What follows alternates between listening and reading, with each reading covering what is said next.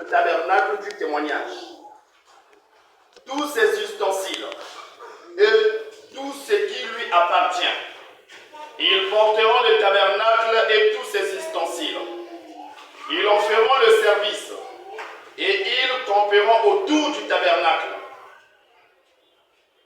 Quand le tabernacle partira, les Lévites le démonteront. Quand le tabernacle campera, les Lévites le dresseront. Et l'étranger qui en approchera sera puni de mort. Que Dieu bénisse la lecture de sa parole. Ici, l'Éternel va donner des instructions. Il va demander à ce que les tribus d'Israël puissent être dénombrées. Chacun selon sa famille. Chacun selon sa lignée. Mais l'Éternel dit, la tribu de Lévi ne sera pas dénombrée. Est-ce que vous êtes en train de suivre? Toutes les tribus ont été dénombrées. Le but de ce dénombrement, c'est quoi? L'Éternel a dit à Moïse, tu vas dénombrer les enfants d'Israël. Et tu ne prendras que ceux qui sont en âge de porter les armes. Ça veut dire, on parle de la guerre. Mais pour combattre, il faut faire une sélection. Et le dénombrement, c'était la sélection de ces guerriers. Maintenant, l'Éternel dit, Lévi ne sera pas dénombré. Maintenant, quant à l'ordre du campement, après avoir dénombré les enfants d'Israël, les enfants d'Israël marchaient maintenant, chacun selon sa tribu. Et devant chaque tribu, il y avait un drapeau. Ce drapeau, c'est donc la bannière. Et chaque drapeau avait son symbole propre. Judas avait son symbole. Siméon en avait, Ruben en avait. Et chaque famille marchait dans l'ordre. Et quand il s'agissait de camper, donc de s'arrêter, de faire une pause, il ne campait pas en désordre. Il campait par tribu. Chaque tribu campait sur sa bannière. Maintenant, quand on cherche la bannière de Lévi, on se rend compte que Lévi n'a pas de bannière. Parce que Lévi n'a pas encore d'armée. Lévi ne portait pas les armes. Quand il y avait bataille, Lévi ne partait pas sur le champ de bataille pour aller combattre. Le combat de Lévi, c'était le tabernacle. Je ne sais pas si vous comprenez. Le combat de Lévi, c'était le tabernacle. Maintenant, comment se fait-il que ce soir nous parlons de la bannière d'une tribu qui, selon les Écritures, n'en a pas? Mais le thème, c'est intitulé la bannière de Lévi. Mais dans les Écritures, Lévi n'a pas de bannière. De quoi nous voulons parler? Voilà pourquoi au départ, dans notre entrée, nous vous avons fait savoir qu'il y a 4 bras du fleuve. Et ce soir, c'est l'un de ces bras que nous employons pour arroser. Et le bras que nous employons, c'est la révélation. Pour ceux qui avaient suivi l'enseignement sur les 4 bras, je crois que vous avez compris ce qu'on avait dit sur la révélation. On avait dit que la révélation est un langage énigmatique. La révélation est un langage symbolique.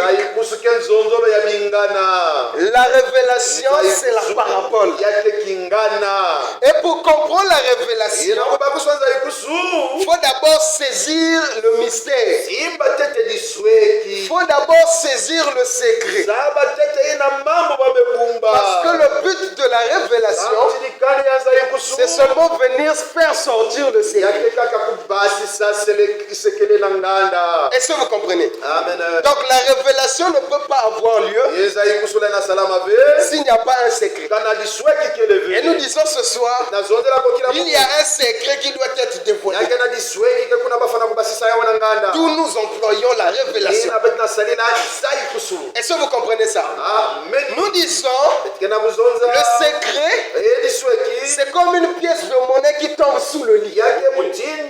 Parce que nous avons dit ceci dernièrement dans l'une des prédications, qu'il y a une femme dans les Écritures de qui le Seigneur avait donné la parabole. Le Seigneur dit il y a une femme qui avait fait tomber un drachme. Le drachme, c'est une pièce de monnaie qui était utilisée par les Romains. Cette pièce de monnaie correspondait à une journée de travail. Est-ce que vous comprenez ça? Amen. Cette femme a fait tomber cette pièce. Elle n'a pas trouvé la pièce. La Bible dit elle a démarré la lampe. Et elle a pris un balai. Elle va envoyer le balai faire la mission de la recherche. Et quand le balai est parti, le balai a ramené la pièce. Est-ce que vous comprenez ça? Ce geste, tu l'as déjà fait à la maison. Quand tu balais la maison, tu fais passer le balai parfois sous le lit. C'est pour ramener tout ce qui est caché en bas là-bas. Et nous disons que la révélation, c'est le balai qui peut faire sortir ce que Dieu a caché. Est-ce que vous comprenez ces choses? Et ce soir, nous allons faire sortir la bannière de Lévi que Dieu avait cachée. Pourquoi nous parlons de la bannière? La bannière, c'est un insigne. Ça marque l'identité du corps. La bannière marque l'influence. La bannière identifie ceux qui la portent. Est-ce que vous comprenez ça? Donc la bannière, c'est quelque chose de précieux. C'est un symbole précieux. Et ce symbole précieux, nous devons en parler ce soir parce qu'il y a plusieurs corps d'armée qui se baladent sans bannière. On ne sait pas à quelle nation ils appartiennent. Parce que c'est la bannière qui trahit le pays. Quand les camps adverses voient la bannière, ils disent ça c'est la bannière de la France. Ça c'est la bannière américaine. Ça trahit l'identité de ceux qui la portent. Est-ce que vous comprenez? Et quand l'Éternel fait son classement pour la récupération de l'héritage qui est Canaan, il dit vous allez placer Judas devant avec sa bannière. Et Judas et tout son corps d'armée, ils iront les premiers. Pourquoi? Parce que la bannière de Judas incarnait le lion. Et le lion doit mener la chasse pour donner la victoire au reste du peuple. Est-ce que vous comprenez ces choses-là? Et nous disons ceci. Lévi avait pour bannière le tabernacle. Est-ce que vous comprenez ces choses-là? Partout où Lévi partait, Lévi transportait le tabernacle. Donc celui qui voit le tabernacle va voir forcément Lévi aux alentours. Est-ce que vous comprenez ces choses? Pourquoi Lévi devait être aux alentours? Parce que Lévi a reçu la responsabilité de défendre la bannière. Est-ce que vous comprenez ça? Quand un corps d'armée part se battre, il se bat pour défendre. Est-ce que vous comprenez ça? Mais Lévi, lui, son combat, c'est pour défendre le tabernacle. Pourquoi Lévi doit défendre le tabernacle? L'Éternel a dit, tu n'auras pas d'héritage avec tes frères. Ton héritage, c'est moi. Donc Lévi défendait le tabernacle parce que c'est son héritage. Est-ce que vous comprenez? Et quiconque touche au tabernacle touche à Lévi. Est-ce que vous comprenez ça? Tu pouvais toucher à tout. Lévi pouvait tolérer. Mais quand il s'agit du service, là Lévi rugit comme un lion. Est-ce que vous comprenez ça? Nous disons que Lévi incarnait toutes les manières des enfants d'Israël en lui tout seul. Est-ce que vous comprenez ça? Ces bannières-là étaient à l'image de la bénédiction de leur pays. Et Lévi, il incarnait toutes ces choses. Lévi agissait tantôt comme un lion. Il agissait tantôt comme un as. Il agissait tantôt comme un serpent. Il agissait tantôt comme un loup. Tout ça, c'est dans sa manifestation. Il rugissait quand il s'agissait de la loi de Dieu. Il devenait un âne pour porter la charge du peuple dans la sacrificature. Est-ce que vous comprenez ces choses-là? De quoi nous voulons parler? Bien aimé, nous disons ceci.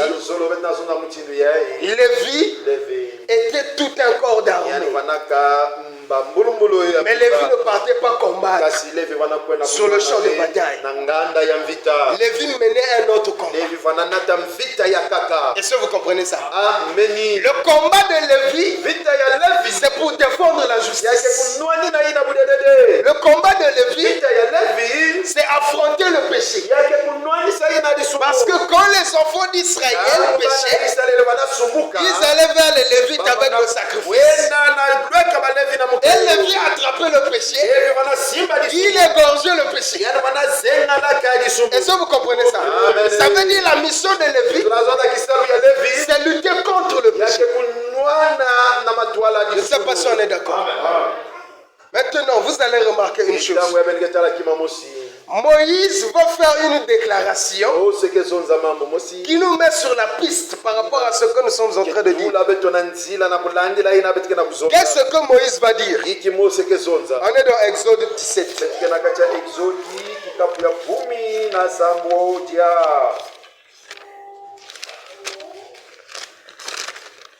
Nous prenons Exode 17.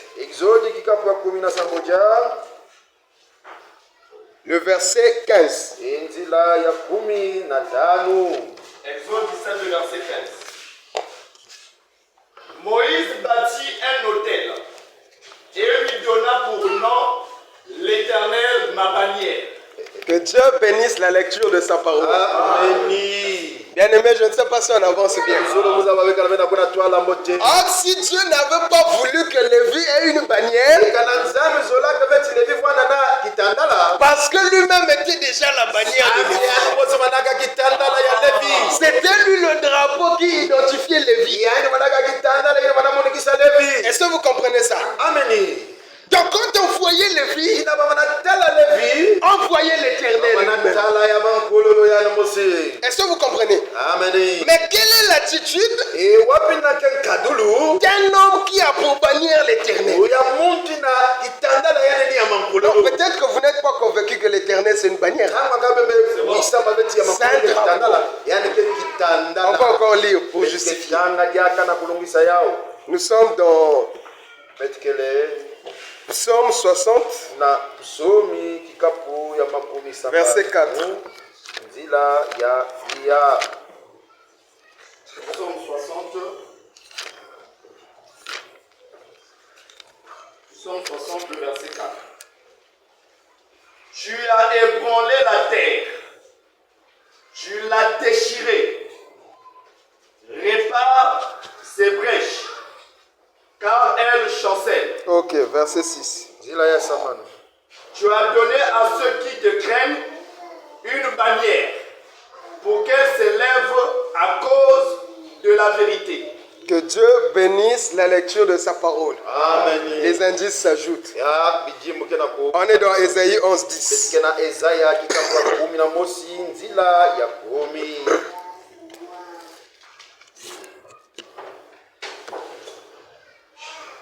Ésaïe 11, 10.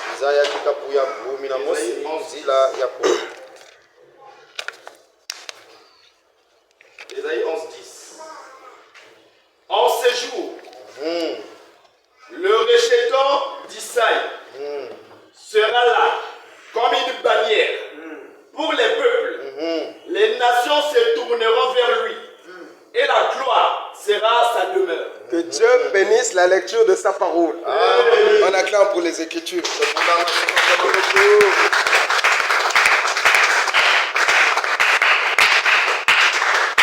Bien-aimés, je ne sais pas si vous ressentez la même chose que moi. Vous voyez la complémentarité des Écritures. Les Écritures se complètent pour dire une seule et même chose. L'Éternel est ma bannière. Ça, c'est la déclaration de Moïse. Maintenant, qu'est-ce que David va dire dans les psaumes? Il dit, tu as donné à ceux qui te craignent une bannière pour qu'elle s'élève à cause de la vérité. Notez bien ces choses. La bannière selon David, elle est donnée à qui? La bannière est donnée à ceux qui craignent. Est-ce que vous comprenez ces choses-là? Maintenant, quand Ésaïe en parle, il parle du rejeton de David qui sera une bannière qui va s'élever.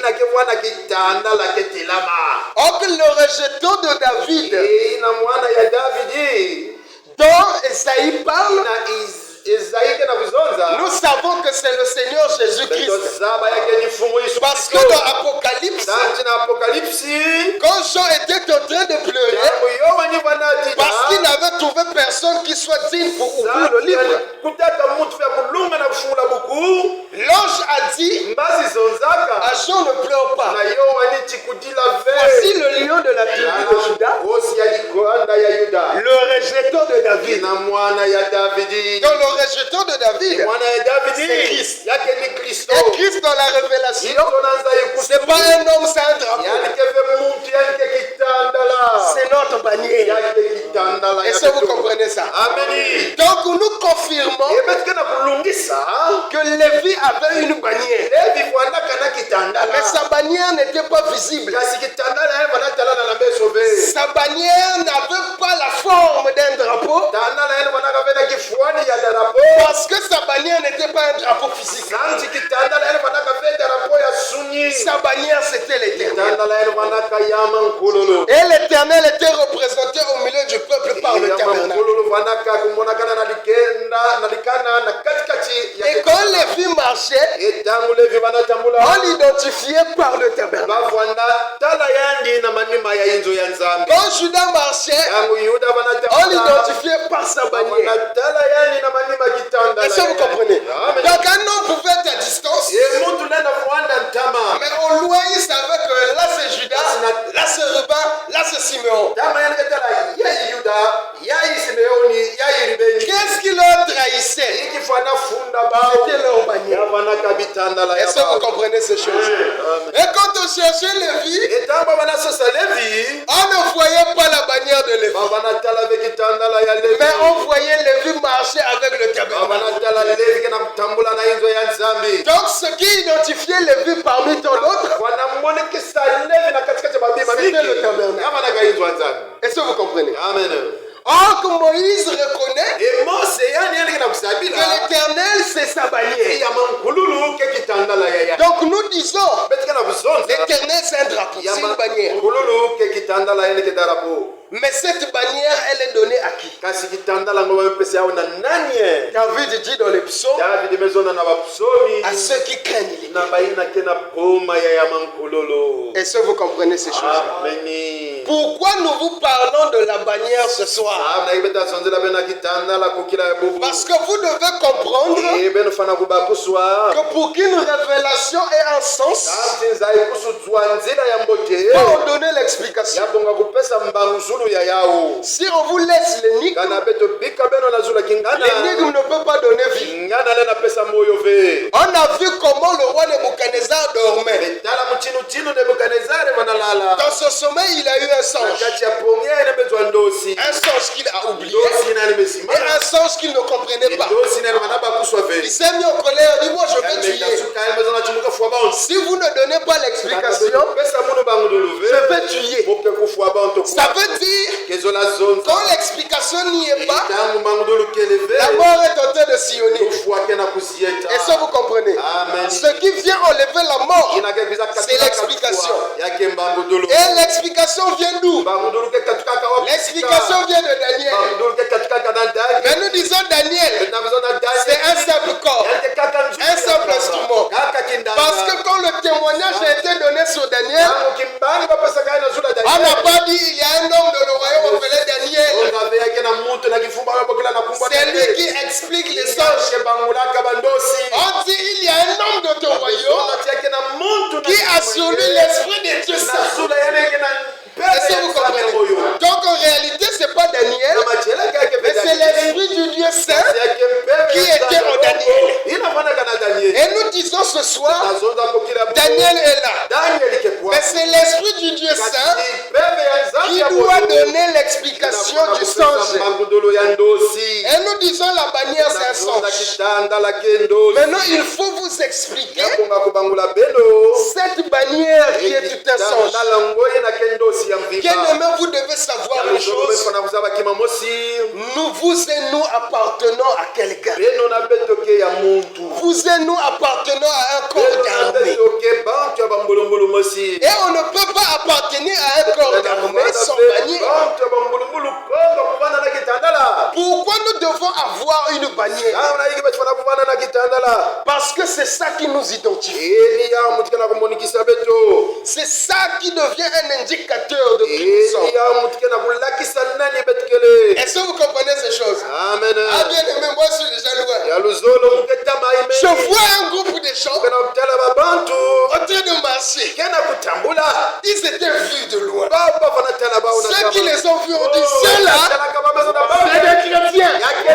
Est-ce que vous comprenez? Ils étaient en train de marcher avec la bannière. Et quand les hommes les ont vus, ils ont vu la bannière. Et la bannière a reflété l'image du corps d'armée. Est-ce que vous comprenez? Est-ce que quand tu marches avec la bannière. Est-ce que vous comprenez? La bannière doit indiquer qui tu es. Il y a des gens qui ont plié la bannière. Ils ont mis dans le sac. Incognito. Non. La bannière doit flotter dans l'air. À distance, on doit voir. Celui qui vient, il appartient à tel corps d'armée. Et nous appartenons au corps de l'armée céleste. Nous appartenons à l'armée du Christ. Et quand nous marchons avec notre bannière, c'est Christ. Regardez cette chose-là. Il y a un homme qui est sorti dans le corps adverse. 2 mètres de long. Costaud. Chargé d'une lance, un bouclier et une épée. Pour porter son bouclier, il fallait qu'il y ait un homme, rien que pour le bouclier. C'est un bouclier qui pesait. Il se lève devant le corps adverse qui est Israël. Il est juré Israël, il est juré quand ceux d'Israël sortent en armée, ils voient un homme de 2 mètres. Ça, c'est un géant. Et les échos de cet homme étaient déjà parvenus à Israël. Depuis sa jeunesse, c'est un homme de guerre. Et qui va aller risquer sa peau? On voit parmi la foule un jeune homme beau, avec des mains nues. Il sent que non, moi je vais combattre. Ses frères l'ont pris, dit frère, on connaît ton orgueil, mais pars à la maison. Il dit moi je vais combattre. Laisse. Regardez ce qu'il va faire. On prend des armures, on lui donne. Marche. Quand il marchait, même il ne se faisait pas voir. Parce qu'il n'avait pas l'âge de combat. Imagine un papa comme Saül prend ses armures et il donne un enfant. L'enfant était noyé dans les armes. Et les médias voulaient en parler. Il faut se débarrasser. Quand on te donne ce qui ne t'arrange pas. David a dit c'est vrai, c'est pour ma protection. Mais ça ne m'arrange pas. Il s'est débrouillé. Il dit j'ai mes propres armes. J'ai mes propres armes. Il faut quand même répéter. On a bien aiguisé ça. Vu que tu touches son mot Goliath, que tout est joué. Il dit j'ai pas besoin de votre. Et là on met un peu du piment. David, il part dans le torrent. Il met sa main à l'intérieur. Il prend une pierre. Il met encore la main, il prend une deuxième pierre. Il prend encore, il met la 5e pierre. Et pourquoi il en avait 5? Il met de la JBC. Il est parti. Quand Goliath voit l'adversaire, il s'est mis à rire, il dit vraiment Israël. Pour sacrifier un enfant comme ça.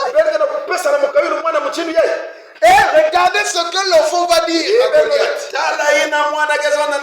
es venu combattre avec moi et on t'annonce ton javelot. Mais moi je combats au nom de l'Éternel. Est-ce que vous comprenez? Et vous, quand vous voyez David avec une pierre,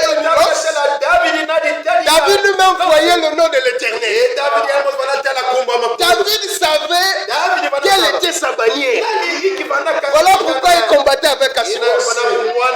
Est-ce que vous comprenez ces choses? Maintenant, toi, tu marches avec quoi? Est-ce que vous comprenez ça? Il faut marcher avec l'Éternel. Il faut faire savoir que tu es à l'Éternel. On ne cache pas le drapeau. Il faut sortir. Ça doit flotter dans l'air. On doit savoir à distance que celui là-bas, il appartient à un corps d'armée. Regardez comment Christ imprègne ses soldats. Quand les disciples marchaient avec Christ, ils ne savaient pas que Christ était tenté de les vacciner. Pierre pensait qu'il était tué. Matthieu pensait qu'il était toujours tué. Or, le temps qu'ils ont fait à marcher avec Christ, ils avaient déjà pris l'identifiant de la bannière. Sans le savoir, on vient saisir Christ. Pierre dit, moi je dois vivre ça. Il s'est faufilé. Il arrive. Il s'assoit dans le Sanhédrin, là où se trouvaient les autres. En attente de la sentence qu'on va donner au Christ. Il y avait du feu, lui aussi il était autour du feu. Une femme qui était là la regardait. Toi aussi tu fais partie de l'équipe de cet homme qu'on vient d'arrêter. Il a dit, je ne le connais pas. Il se déplace, il passe à soir. Toi aussi, tu étais avec Jésus de Nazareth. Je n'étais pas avec lui. Mais tu parles comme lui. Ah oui. Est-ce que vous comprenez ça? Il marchait avec sa bannière sur le sabot. Il avait l'identifiant de sa nation, de son pays. Est-ce que vous comprenez ça? Qu'est-ce qui avait poussé à ceux qui voyaient les disciples de dire que ça c'est des chrétiens? Parce qu'en les voyant, ils ont vu Christ. Est-ce que vous comprenez ça? Et toi quand tu marches, qui on voit? Parce que Paul dit, vous êtes des lettres écrites en dedans et en dehors, lues de tous. Est-ce que vous comprenez? Donc ta vie tout entière doit être une lecture du Christ. On doit lire le Seigneur dans. Est-ce que vous comprenez ces choses? Mais nous allons revenir sur ce que David a dit. Pourquoi la bannière s'élève? C'est pour la vérité. Donc nous disons, notre support de fixation qui fait que la bannière flotte, c'est la vérité. Parce que nous disons, au milieu d'Israël, lorsque les serpents mortels ont commencé à mordre Israël, il fallait prendre une perche et suspendre le serpent d'airain pour que ce soit visible. Est-ce que vous comprenez ça? La perche était là pour mettre le serpent d'airain en hauteur, afin que peu importe la distance, que chacun ait la facilité de lancer les regards. Est-ce que vous comprenez ça? Et nous disons que la bannière, elle doit toujours être haute. Et pour que la bannière monte tout en haut, il faut suspendre la bannière à une perche. Cette perche-là, c'est la vérité. Est-ce que vous comprenez ça? Ça veut dire, tu ne peux pas transporter l'éternel qui est la bannière si tu n'as pas en toi la vérité. Est-ce que vous comprenez ça? Nous disons, un membre du corps d'armée céleste n'a peur de personne quand il s'agit de l'éternel. Bien aimé, Lévi ne faisait pas cadeau quand il s'agissait de son héritage. On pouvait tout toucher, sauf l'héritage de Lévi. Quand Lévi défend son héritage, il le défend avec force. Il le défend avec ténacité. Est-ce que vous comprenez ça? Qu'est-ce que Moïse va dire sur Lévi quand il va le bénir? On va lire ça rapidement, c'est très important. On est dans Deutéronome rapidement. Deutéronome 33. J'aime cette écriture. Deutéronome 33, verset 8 jusqu'à 11.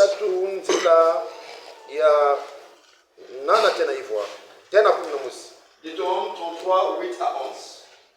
Sur Lévi, il dit, les Tumim et les Urim ont été confiés à l'homme saint que tu as tenté à Massa et avec qui tu as contesté aux eaux de Mériba. Lévi dit de son père et de sa mère, je ne les ai point vus. Il ne distingue point ses frères. Il ne connaît point ses enfants, car ils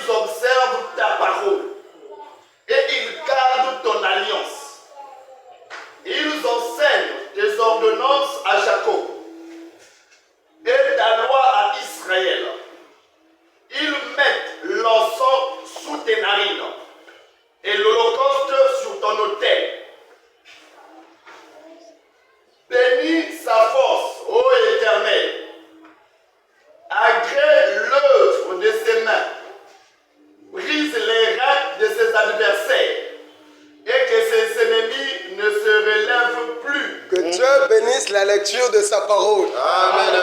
Vous voyez la force de Lévi. Lévi ne blague pas. Quand Lévi met à terre un ennemi, c'est pour ne plus que celui qui se relève. La Bible dit, Lévi dit de ses pères, de sa mère, de ses frères, je ne les connais pas. Même ses enfants, il dit je ne les connais pas. La Bible dit, parce qu'il garde ta loi. Et nous avons dit un peu plus tôt, Lévi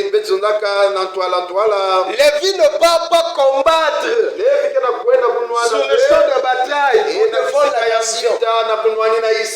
Lévi combat pour défendre l'héritage. Or, l'héritage que Lévi a reçu, c'est l'éternel. Et nous disons notre héritage à nous, c'est la parole de Dieu. Et nous, quand nous marchons, nous marchons en campant tout autour du tabernacle.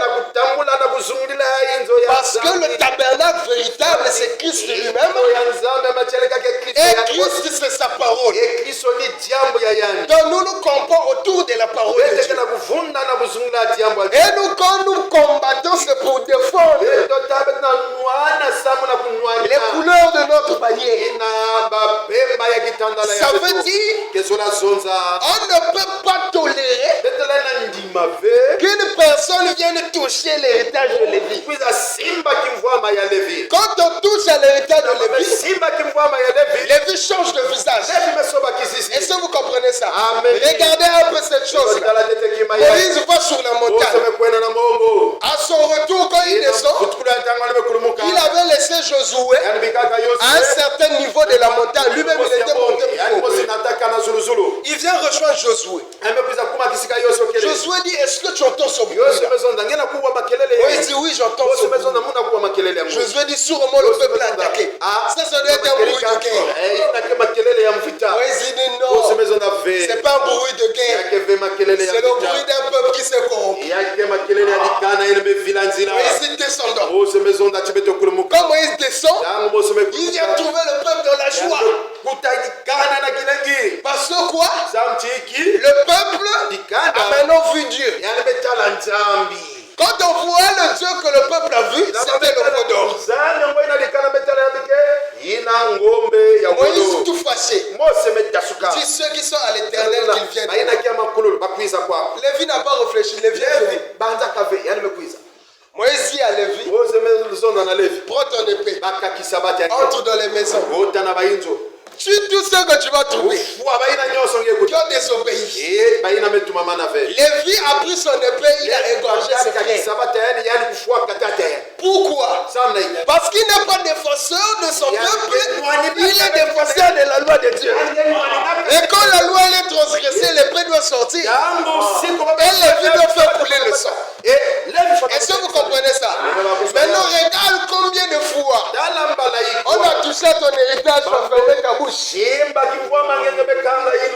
a des Lévites sans épée, on cherche comme ça, il avait abandonné ça. Il y a des ceux qui ont une épée sans tranchant.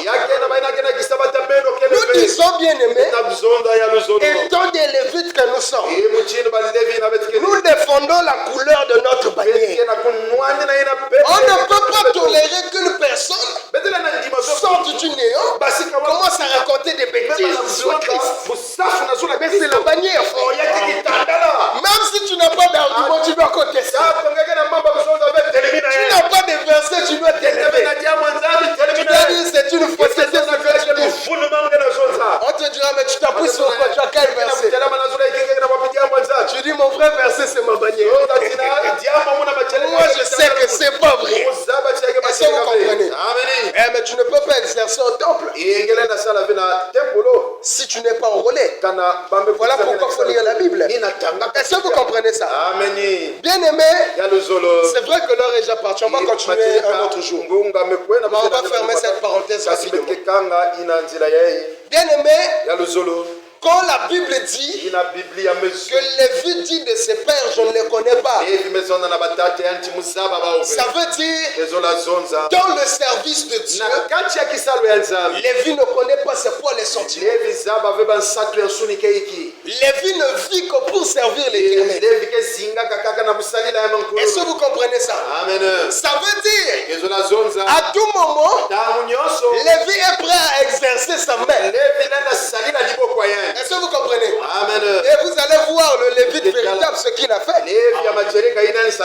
Un homme plein de zèle charnel, il arrive. Seigneur, peu importe ce qui va t'arriver, moi je te quitterai. Si il y a le bruit pour toi, je vais mourir. Le Seigneur dit à Pierre, arrière de moi, Satan. Mais et pourtant Pierre était, comme on peut le dire, un bras droit. Pierre pensait qu'il s'était habitué au Seigneur. C'est un type à moi. Non. Lévi n'a pas de type à lui. Le type de Lévi, c'est celui qui pratique la parole. Quand il y a un écart de conduite, l'épée doit sortir. Est-ce que vous comprenez ça? Amen. Lévi ne peut pas accepter que la transgression de la loi soit faite devant lui. Est-ce que vous comprenez? Amen. Même si c'est moi, oh non, frère Christ, si je commence à te dire des choses contraires à la loi de Dieu, rugis comme un lion. Dis frère, tu es dans le péché, tu es en erreur. Est-ce que vous comprenez? Amen. Je ne peux pas accepter un lévite que je suis, un défenseur de la bannière, qu'une personne vient me parler du mal d'un autre. Je dis frère, arrête-toi là-bas, tu vas vouloir m'égarer. Ça c'est le péché que tu me ramènes. L'épée elle est déjà là. Est-ce que vous comprenez ça? Amen. Nous disons, c'est ta bannière qui t'identifie. Un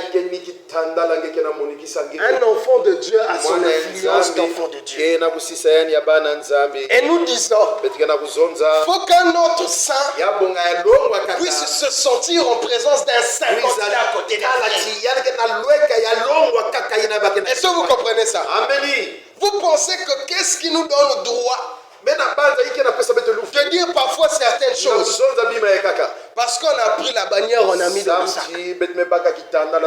Or que l'influence de l'enfant de Dieu doit être là.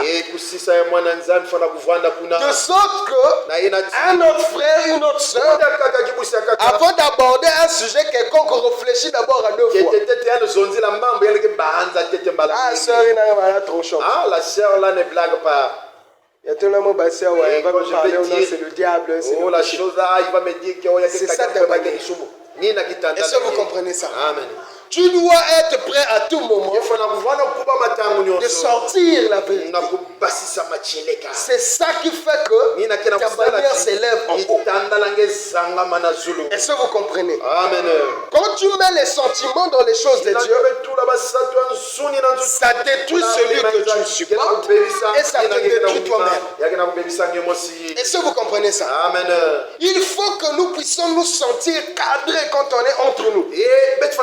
C'est que ouais, là, je suis un saint. Je ne vais pas aborder n'importe quoi, je ne vais pas dire n'importe quoi.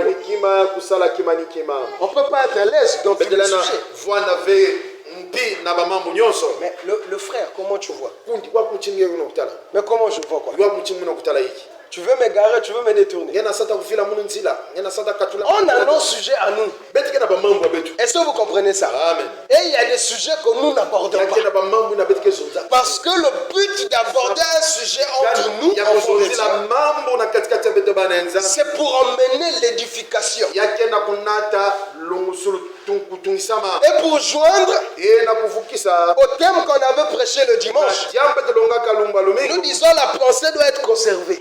Et pour la conserver, c'est pas n'importe quoi qu'on fait. Est-ce que vous comprenez ces choses? On prendra des exemples dans la Bible, des des gens qui sont morts à cause de leur faux parler. Ils sont morts au nom de la vérité. Parce que ils n'ont pas vu que je suis devant un monarque, je suis devant un président. Ils ont dit la vérité. Et à cause de la vérité, ils sont morts. Et c'est ça notre signature. Nous défendons les couleurs de notre bannière. Nous défendons la vérité de Christ. C'est ça notre identifiant partout où nous allons. Il faut que les gens sachent que un sujet qui dit tout. Devant lui, c'est pas n'importe quel sujet qu'on aborde. Est-ce que vous comprenez ça? Amen. Parce qu'à tout moment, la vérité doit surgir pour emmener l'ordre. Est-ce que ce soir on a parlé à quelqu'un? Que le Seigneur vous bénisse.